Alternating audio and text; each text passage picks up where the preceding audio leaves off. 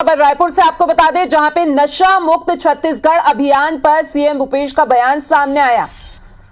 2018 में महिलाओं का दबाव था शराबबंदी हो, भेंट मुलाकात में भी शराबबंदी की मांग होती है। ये केवल सरकार की जिम्मेदारी नहीं है, ये भी उन्होंने कहा। आज ही सब शराब दुकान बंद करा सकते हैं, लेकिन क्या ये समस्या का समाधान होगा?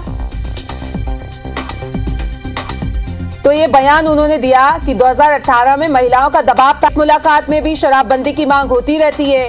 ये केवल यानी सिर्फ सरकार की जिम्मेदारी नहीं है, ये भी उन्होंने कहा। और साथ ही ये भी कहा कि आज ही सब शराब दुकानें बंद करा सकते हैं, लेकिन क्या ये समस्या का समाधान होगा?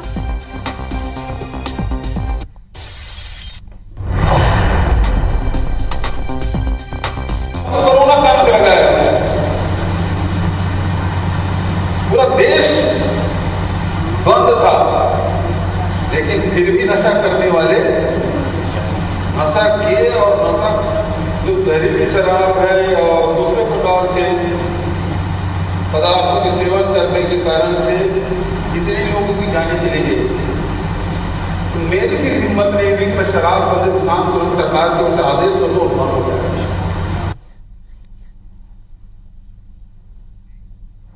तो वहीं कांग्रेस विधायक सत्यनारायण शर्मा का बयान सामने आया। छत्तीसगढ़ का नशा मुक्त होना बहुत जरूरी है, ये उन्होंने कहा। छत्तीसगढ़ में शराबबंदी होना जरूरी है। मेरे घर के बगल में 3 लोग शराब पीकर मर गए। 5 राज्यों में शराबबंदी, लेकिन फिर भी मिल रही है जागरूकता। अभियान से नशा छुड़ाया जा सकता है। पढ़े लिखे लोग अच्छी क्वालिटी की शराब का सेवन करते हैं। गुजरात में परमिट मिलता है, सामाजिक कार्य के लिए परमिट मिलता है, इंडिविजुअल परमिट मिलता है, डॉक्टर्स एडवाइस में परमिट मिलता है। और इजीली हर स्टेट में जहाँ पाबंदी हुई है, इजीली शराब मिल रही है। ये सरकार की कमजोरी है। सरकार सख्त हो जाए, सरकार अगर जागरण को अपना ले, सरकार लोगों में एक विश्वास पैदा करे कि नशा हम सबके लिए जीवन का सबसे बड़ा खतरा है, तो मैं समझता हूं काम हमारे लिए आसान होगा। तो वहीं शराबबंदी पे सियासत लगातार जारी है। आपको बता दें, बीजेपी प्रदेश अध्यक्ष अरुण साव का पलटवार सामने आता है और उन्होंने कहा कि ये सरकार का मुद्दा नहीं है, जनता का मुद्दा है।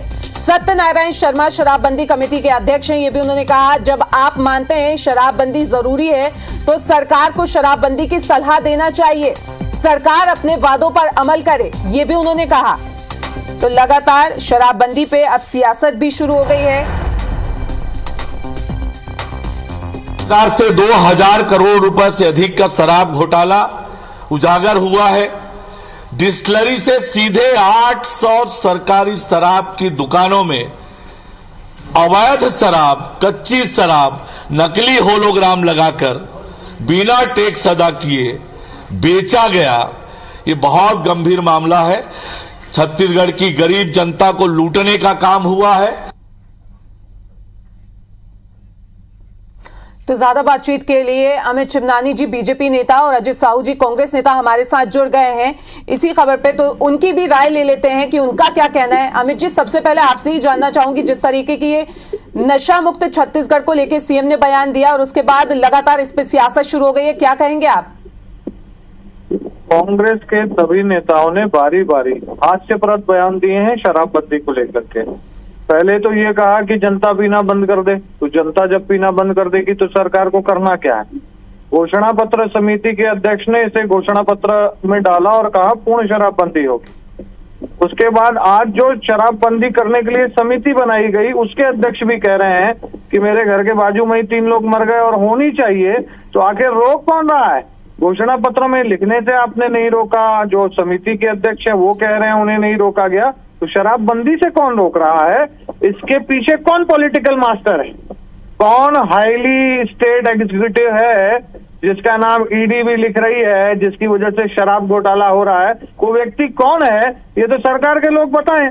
क्योंकि शराब को उन्होंने न सिर्फ भ्रष्टाचार का माध्यम बनाया है, बल्कि शराब से ही ये सरकार चला रहे हैं। तो अब ये कांग्रेस को जवाब देना है, वो शराब के घोटाले जवाब ले लेते हैं ना। अजय साहू जी कांग्रेस नेता हमारे साथ जुड़े हुए हैं। अजय जी, क्या कहेंगे आप?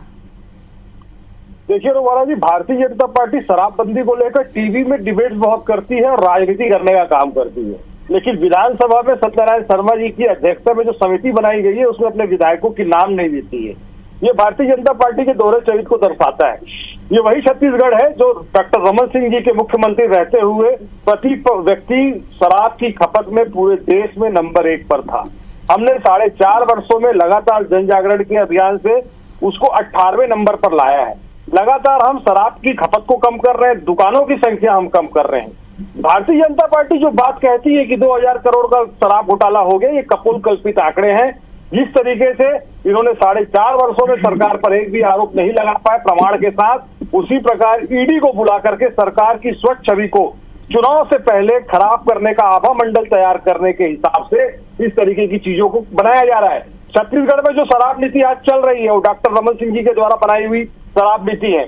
जो सेल्समैन काम कर रहे हैं, जो आउटसोर्स करने वाली जो एजेंसियां हैं, वो सारी एजेंसियां वही है। हमने एक भी एजेंसी को बदलने का काम नहीं किया है। मतलब ये है कि ये पूरा घोटाला अगर हो रहा है, यदि होता है तो डॉक्टर रमन सिंह जी के समय भी हुआ होगा, तब उनकी सरकार क्या कर रही थी।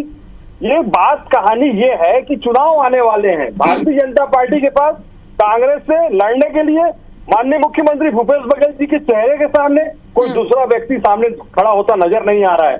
इसलिए ये सरकार को इस तरीके से घोटाले में घसीट करके, घोटाले का प्रपंच रच करके, ऐसा आभा मंडल तैयार करके अब चुनाव में जाने की तैयारी कर रहे हैं। लेकिन छत्तीसगढ़ की जनता जान रही है कि उनका हितैषी कौन है और उनका विरोधी कौन है। ये घोषणा पत्र की बात कर रहे थे रोमाला जी, मैं इसे पूछना चाहूंगा, जब डॉक्टर रमन सिंह मुख्यमंत्री बने थे तो उन्होंने कहा था 2100 रुपए में धान की खरीदी की जाएगी, 300 रुपया धान का बोनस किसानों को दिया जाएगा, शिक्षा कर्मियों की 3 दिन में उनका संविलियन किया जाएगा।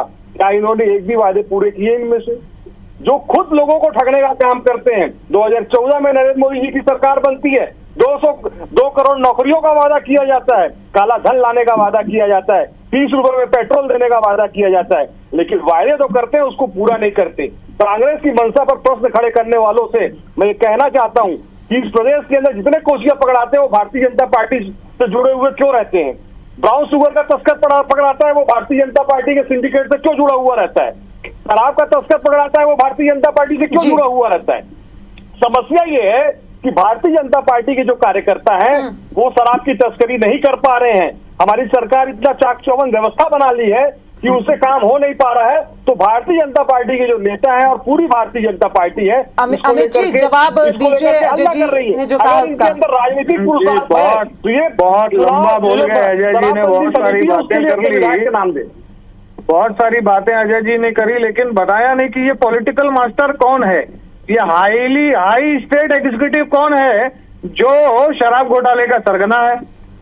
ये जो होलोमार्क बना है नकली शराब की बोतलों में जो लगा, वो किसने बनाया? ये जो पैसा गया वो कहाँ गया? मैं बीच में नहीं बोल रहा था। देखिए पोल जब खुलती है ना तो बीच में पेट में दर्द होता है, मरोड़े पड़ती है, फिर बोलने लगते हैं लोग। मैं आपकी बारी में आपको टोक नहीं रहा था, ठीक है? सुनिए जरा। तो जो ये घोटाला हुआ, छत्तीसगढ़ की जनता की गाड़ी कमाई का 2000 करोड़ रुपया लूट लिया गया है और उसमें सारे कांग्रेस के लोग इन्वॉल्व हैं।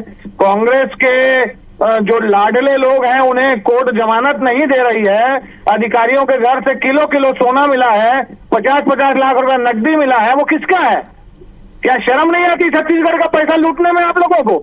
और लूट गया तो उसके बाद भी आप भ्रष्टाचारियों का संरक्षण करते हैं। आप बयानबाजी से क्या अपने आप को सही साबित कर लेंगे? नहीं कर पाएंगे।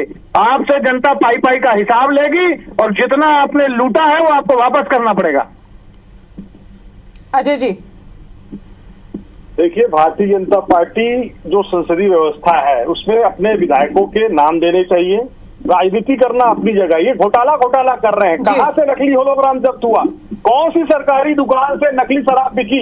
अरुण साव इतने बड़े प्रदेश पार्टी के प्रदेश अध्यक्ष हैं, उनको इस तरीके से गैर जिम्मेदाराना बयान देने से पहले सोचना चाहिए था कि कहाँ से कच्ची शराब बिकी है, किसकी मृत्यु हुई है। बल्कि शराबबंदी के समय, लॉकडाउन जो उस समय जो दुकानें बंद थी, उस समय लोगों ने सैनिटाइजर पिया है। छत्तीसगढ़ 7 राज्यों से घिरा हुआ है। अगर आज अचानक शराबबंदी कर दी जाए, आप गुजरात की बात कीजिए, आप बिहार की बात कीजिए, क्या वहाँ शराब नहीं दिखता है? सरकार को राजस्व का 4.5 साल हो गए भाई, अचानक क्या होता है? 4.5 साल का पीरियड आपको कम लगा? आपने कितने लोगों को जागरूक किया? शराब की बिक्री का करने का काम कर रहे हैं। तो वही स्थिति छत्तीसगढ़ में बनाने में भारतीय जनता पार्टी तुली हुई है, लेकिन हम भारतीय जनता पार्टी की मंशा को कभी सफल नहीं होने देंगे। छत्तीसगढ़ में शराबबंदी होगी, जन जागरण से होगी। जिस तरीके से हमने शराब की खपत कम की है, जिस तरीके से हम शराब के दुकानों की संख्या कम कर रहे हैं, लोगों के बीच में जन जागरण के माध्यम से खपत इसीलिए कम है क्योंकि चलिए 2 सर, नंबर अभी में दारू वक्त है, लेकिन 8 बजे इसी विषय पे छत्तीसगढ़ की बात में यही मुद्दा लेके एक बार फिर से हम जनता के सामने आएंगे। फिलहाल अपने विचार रखने के लिए आप दोनों का ही बहुत बहुत शुक्रिया।